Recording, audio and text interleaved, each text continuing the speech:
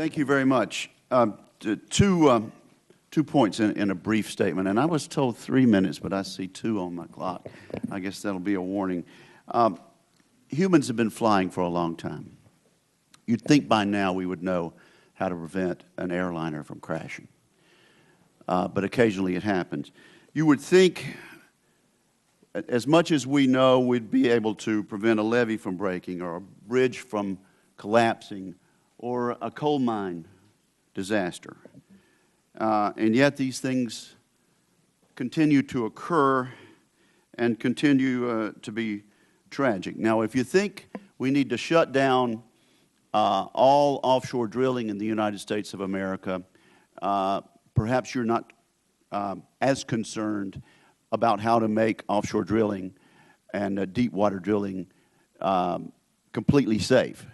But if you believe, as Senator Hutchison does, that it's vital for our economy, it's vital for the standard of living of Americans as well as other people on the face of the earth, that we continue this, then we'd better learn what we can at these hearings and in other venues and continue the practice of finding out how to make offshore drilling as safe as humanly possible, realizing there's always going to be a human involved and it's always going to be a chance of that. Now, the other point I want to make by way of this opening statement, I noticed that there was a lot to be said about previous hearings with industry and a lot of criticism of the finger pointing. President Obama had harsh words Friday for the ridiculous spectacle, those are his words, of all industry finger pointing. Let me just take issue with my president on that. It may be embarrassing to listen to. It may make us cringe. But I think to the extent that Congress is here with different viewpoints at the table, particularly with Panel 2, Mr. Chairman, I think the finger pointing is actually instructive. If indeed one party is more responsible than the other about this blowout preventer, we need to hear what the rules are on there, and what the practices are, and what they've done before on that. If someone was pouring a new kind of concrete down there inside the steel tubing, and that concrete caused extra heat, which caused a problem for the people on the rig, if a premature decision was made to put salt water down in that well rather than the mud, which would have been a better preventer, then I appreciate the fact that industry hasn't huddled together and gotten their story straight and kept it from us. So to that extent, it's okay today, from my point of view, if industry continues to tell the truth, and that if that amounts to pointing the finger at regulators, at themselves, at others, I think it helps it all come out in the wash and helps us arrive at the truth. Thank you. Thank you, and I'll try to stay within my allotted time. Dr. Lubchenco, when should you have the information that would allow you to get back to us with authority on the existence of the plumes?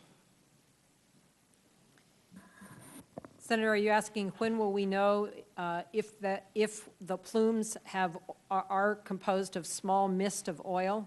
Is it oil that's in it? Is that what you're asking? Yes, right. The samples that were collected have been sent for analysis. I think within a week, I am told, we should have information on that.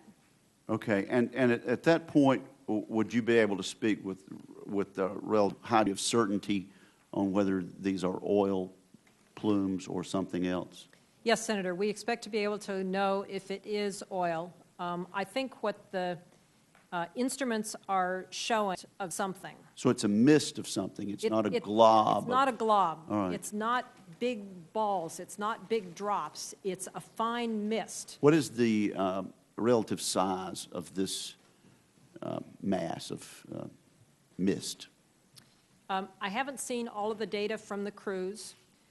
It's a relatively large area, but I can't give you the dimensions. The researchers are still working up those data, and we would be happy to share with that information with you as soon as we have Well, it. I hope you'll do that, and I'll ask you to do that on the record, and I'm certain that you'll be making it available. Now, with regard to the NOAA maps that had not been updated since before Katrina, had NOAA requested funds of Congress for the purpose of updating those environmental maps? Senator, I don't know the full history of our requests going back that far. We can look that up and get that to you. Okay. I know that there have been very significant cuts to that program over the years that has significantly reduced our ability to stay current with those maps, and Okay. it's pretty clear we need to play catch-up here. Now, you say the dispersant biodegrades. In response to Senator Rockefeller's question, once the dispersant biodegrades, what's the byproduct there, and does the byproduct come to the surface, or does it sink? The dispersant are chemicals that are intended to, it's like a detergent that breaks up oil into very, very small drops so that they can be naturally biodegraded faster than they would if they were in a solid surface. Do they come to the surface to do that, or do they No. sink to the bottom to do that? They neither. They stay in the water column. And if the dispersant is just injected into pure seawater without the oil, which I think is part of what Senator Kerry was asking, it actually biodegrades within 4 to 5 days. And so that's benign then. It would not be any substance to worry about. Okay, and you're right. That was Senator Kerry's question, not Senator Rockefeller's. Admiral Allen, there are 3 kinds of blowout preventers. The standards are set by industry. Is that your testimony? Sir, what I meant was, what I meant was there are 3 different areas of subsea mining that there are specifications set out by the American Petroleum Institute. One are the rams on the blowout preventers, the choke and kill lines, and then the control systems. There are 3 different components of what they would call. Okay, so on every rig, there's going to be a blowout preventer. Yes, sir. And the standards are set by API. Do you have any indication that those standards are less than acceptable, or should we be more concerned about the adherence to those standards? I'm not sure I'm in a position to be technically qualified to tell you about the standard. I will tell you this, that they're used by the American Bureau of Shipping to issue what's called a certificate of drilling systems that says that those systems are in compliance with industry standards. So there is a third-party verification through a classification society, in this case the American Bureau of Shipping, that would do that, sir. And then finally, with regard to the response of the federal government, looking back over the 4 weeks of this tragedy, is there anything you wish the Coast Guard or the department had done differently or earlier? I think the biggest takeaway, and this is something that I don't think we anticipated or maybe could be anticipated, when you have what I call an omnidirectional indeterminate threat, any booming resources you have available for one particular area are going to be vastly exceeded when you start talking about an area of western Louisiana, clear around potentially to Key West is where we're talking about now. The national system did not contemplate you would have to do all that at once, and so I think the entire issue of boom inventory, booming strategy, and means of production is something we're going to take a good close look at, sir. And that was a decision that was made weeks and months and years beforehand. It's usually indicated that in one particular area you would have a worst case discharge and you would protect that one particular area with a certain amount of boom and resources. What we're trying to do is basically protect the entire Gulf Coast at the same time. And when you do that, it multiplies the requirements for boom, and it's stressing the manufacturing system. And I think a national supply strategy is probably going to be needed after this. Thank you. Thank you. Thank you very much. Mr. McKay and Mr. Newman, when a deep water well is being dug like this, occasionally natural gas gets into the line and causes what I've learned to be known as a kick. Is that correct? Yes, that can happen. And it's my understanding that with this particular well, there were perhaps more than more of these kicks than usual. Is it true?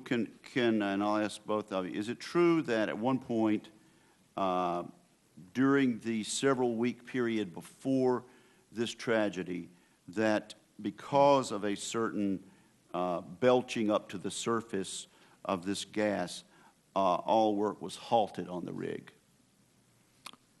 I'll go first. What I know, and I may not know the entire history accurately, but what I've been told is there were two kicks. I don't know if both of them were gas. One may have been salt water, but there was a kick.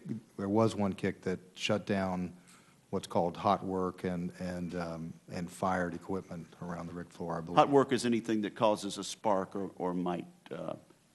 Yes, welding and things. Okay. Is that correct, Mr. Newman? Senator, I have not yet received a full list of all of the events that took place during the drilling of the well. I have reviewed one well control event which occurred during the second week of March. And as a result of that particular well control event, as Mr. McKay has indicated, we would have suspended all hot work during that time. Okay. Should that have been a warning sign to either of your companies that this well was going to be problematic and that you needed to be more careful than usual?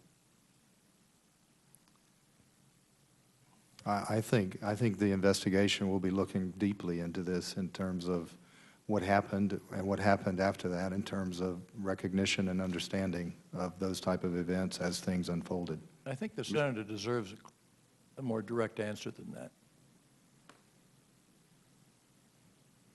Could you repeat the question? Would the can we have the question reread? Should this have been a warning sign to say that this well should have been treated more carefully because of the incident where the entire operation had to be shut down? I think my personal opinion is that kicks happen. They do happen relatively frequently. Is it frequent for one to cause a shutdown of the work? Frequent maybe is not the right word. They happen, and it could have very well been a warning sign. Would this be so unusual, Mr. Newman, that it should have been considered a warning sign that this well was problematic, you should be more careful? If I could, Senator, during the drilling of a well, there are regular occurrences when the drill bit will penetrate formations that have hydrocarbons in them. Maybe not in commercial quantities, but certainly some amount of hydrocarbon in them.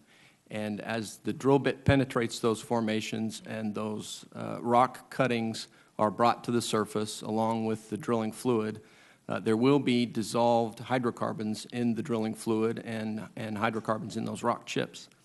And at the surface, that hydrocarbon will come out of solution. It will come out of the drilling mud. It will come out of the rock cuttings. There are sensors all over the rig that are designed and installed specifically to detect that. And when those sensors go into alarm status to indicate a minimum level of what we in the industry call background gas, when those alarm sensors indicate a minimum level of background gas, all hot work on the rig will be suspended. That's just standard operating procedure. And so that's not an unusual occurrence to have that happen during a well. It is not necessarily an indication that this is a problematic well. Okay. Well, then I finally got an answer to that question with 17 seconds left. Tell me about this argument that occurred between Transocean and BP about whether to send mud down to the bottom as a protection against a blowout or salt water. Either one of you, both of you. I've not had the chance to review any witness accounts. I think what we're going to have to do is put this together in the investigations and understand what everybody saw, what everybody heard, what type of data, digital or physical, was utilized, and how how the events unfolded in reality. Mr. McKay, this is a congressional hearing. Are you telling me that in the 4 weeks since this tragedy, you have not had conversations within BP about an argument that's been documented in the press between your company and Transocean and others about whether it was safer to put mud down there or salt water? Surely you've had conversations about that and can tell this committee about that. I have not had conversations about that. That conversation I think you're referring to was on, I believe, on 60 Minutes Sunday night. I have not had conversations about that. The investigation that's underway undoubtedly will look into that, and thank God 115 people got off the rig to be interviewed. Those were mostly Transocean employees. We've not talked to Transocean employees yet. So no, I've not had that review. Actually, I'm referring to an account dated much prior to the 60 Minute story. This is May 11, the Times-Picayune. I know we're intruding on the time. Were you aware, Mr. Newman, of an argument that took place about whether it be safer to put mud or salt water down at the bottom of this rig, and salt water won out, the less safe of the two options? I am aware of references to discussions between Transocean and BP with respect to the specific procedure to be followed. And can either one of you, and then I'll just have to quit because it's unfortunate that the hour is so late. Can you get back to us on who in both companies was involved in this discussion and in their account of the safety considerations that went into the decision not to use mud and to use salt water instead? Can you both get back to us on the record about that? With all due respect, Senator, some of the Transocean people who may have been involved in that conversation are sadly no longer with us. Well, and that tragically that may be. Will you interview the people present and get back to us on the record? That is absolutely part of our investigation, Senator. Well, then why don't you just say, yes, Yes. we will? Yes. Yes, and we're sharing everything from our investigation. All right. Will there be another round, Mr. Chairman?